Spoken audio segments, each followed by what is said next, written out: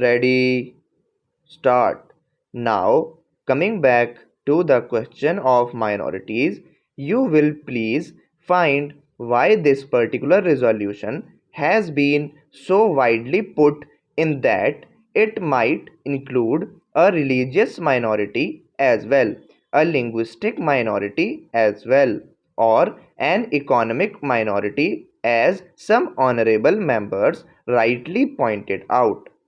Now, sir, a question arises whether there ought to be any such protection in so far as a particular type of minority is concerned.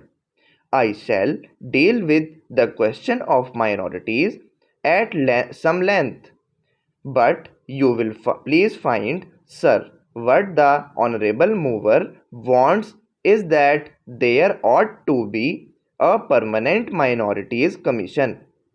It ought to be endowed with statutory powers.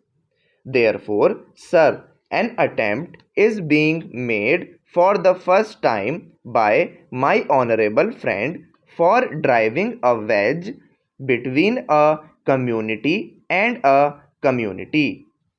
So far as the Constitution is concerned, as my honorable friend rightly pointed out, whenever the question of minorities arises, we have to be extremely careful. The Constitution is a very sacred document which has embodied all the different aspects of the common question of India's nationality.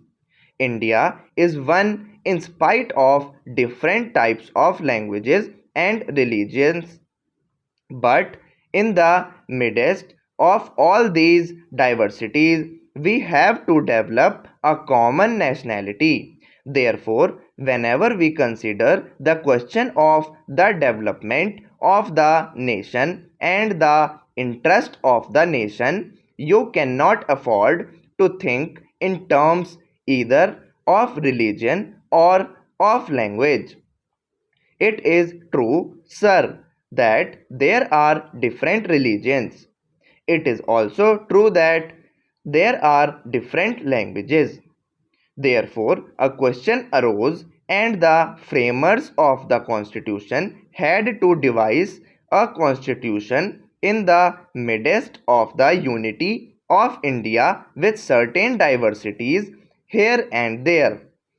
For that purpose, what they did was they devised a common nationality for the whole of India, and in so far as religious minorities were concerned, they were given certain rights have been given to the religious minorities, and beyond that, it would not be proper to bring in the religious minorities for political rights. For that, we have to be extremely careful. I would also point out that while we have to develop a common nationality, the members of the India nation have to understand that we are one nation. Therefore, certain rights in respect of religious minorities were given. They were fundamental rights, and most of them are justiciable rights. Here, we stopped so far as the religious rights were concerned. Then a question arose, what ought to be the attitude of not only the government but the society regarding the languages. It was true that there were certain interests of the regional languages. Now, these languages required to be developed, but they were not meant for dividing one man from the other.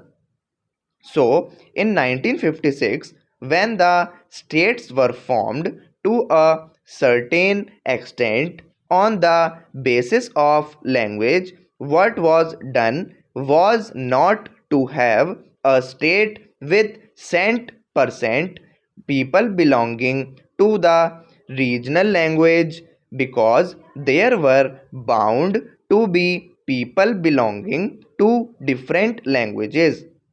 That was the reason why this question was considered at great length, and the States Reorganization Commission also went into this question of linguistic minorities. It was bound to arise here and there because they were likely to feel that their rights and safeguards given to them might or might not be properly implemented. So, this question was concerned first by the States Reorganization Commission, and they dealt with the question whether we should have a permanent minorities commission. They went into it very carefully and shrewdly. They found out that it would not be proper to set up a permanent minorities commission because the result, if not the actual effect, would be that a permanent wedge would be driven between one community and other community. So far as language minorities were concerned, they had a right so far as their own languages were concerned. They had also an obligation to understand the language of the minority in the particular state. It is only by thus coming together that the members of the two language groups would come together and would harmoniously develop. But it was found at the time when the States Reorganization Commission had to consider that some machinery should be devised for safeguarding the rights of linguistic minorities only, and after full consideration, what was conceded was that only in respect of linguistic minorities certain rights should be extended and certain rights should be safeguarded, and an officer should be appointed by the president for making a report on the